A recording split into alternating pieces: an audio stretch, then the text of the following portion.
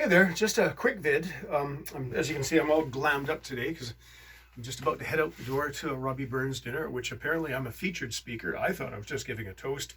So I've been doing a fair amount of writing and scratching out and revising and reciting, and we'll see how that goes. But here is a kilt for a member of the Essex and Kent Scottish Highland Regiment of Scottish Regiment of Canada in the McGregor tartan, pleated to the stripe.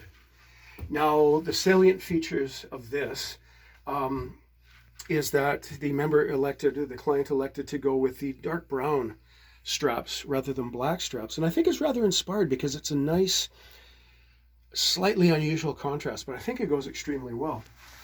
Paired with that, we have a couple of vintage army kilt buckles. And as you can see, they show a bit of wear. I believe from my own time as an army kilt maker that they recycled these things because these appear to me to be quite early indeed. These aren't an exact match, but they're about the same age, and I believe that they're before the Great War. During the Great War, we see an economy model of these in which the tongues are stamped out of flat stock rather than cast as these are. So these could be quite early indeed, but they're quite attractive. Carrying on.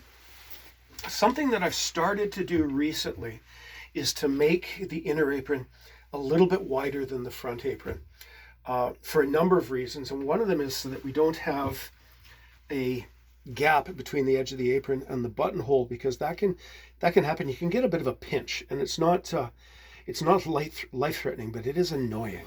So what I have done is this one's set rather farther back. It's a little bit wider than I typically do it, but I did this because I didn't want to remove any of the cloth. You've paid for an 8-yard kilt. You're getting an 8-yard kilt. But it was a bit of a quandary about what to do with the extra little bit of cloth. So the inner apron, the apron pleats are a little bit deeper.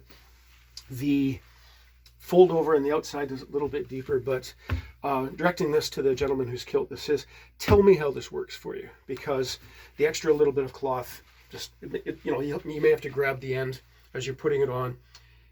Is it? Yeah, this side. And just make it lay flat before you carry on. But let me know, because again, bespoke is forever, right?